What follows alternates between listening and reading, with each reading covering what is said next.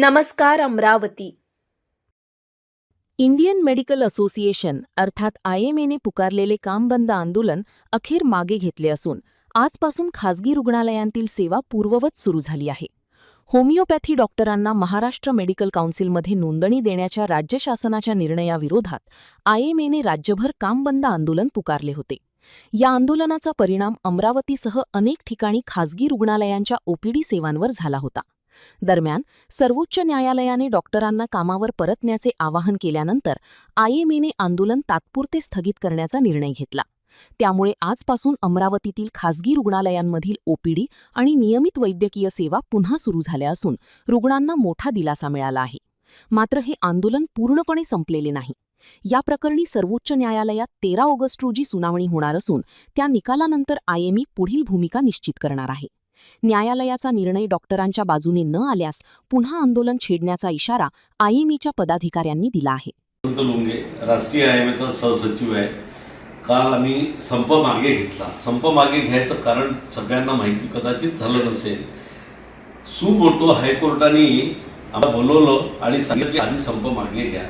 आम्ही न्यायव्यवस्थेवर विश्वास ठेवणारे लोक आहोत आणि सगळ्यांनी ठेवायला पाहिजे. संविधानाचा आदर केला पाहिजे. आम्ही न्यायव्यवस्थेवर विश्वास ठेवला आणि संप मागे घेतला. त्याचा अर्थ असा नाही की आम्ही थांबलो आहे.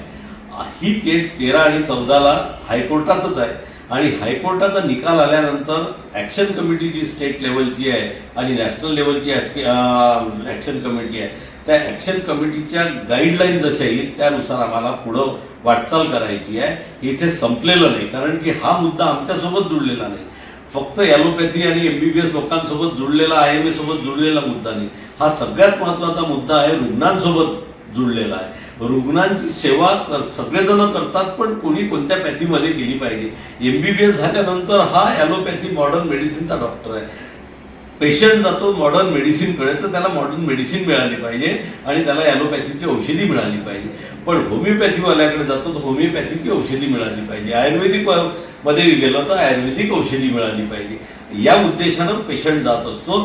पण याला जर खतपाणी देत असेल मिक्सोपॅथी आणि क्रॉसपॅथीला सरकार, तर ते आम्ही कदापि सहन करणार नाही. कारण की याच्यात रुग्णांचे हाल होणार आहे, रुग्णांचा चोथा होणार आहे आणि रुग्णांचा चोथा आम्हाला होऊ द्यायचा नाही.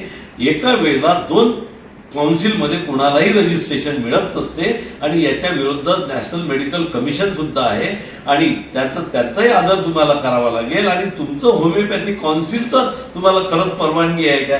हे फक्त महाराष्ट्रात हे सगळं घडून राहिलं आणि महाराष्ट्राचं सरकार हे ऐकत नाही. त्याच्याबद्दल आम्हाला चिंता आणि रुग्णांचे हाल होऊ नये अशी इच्छा आहे. आणि हा संप जरी आम्ही थांबवला आहे, हा पूर्णतः थांबलेला नाही.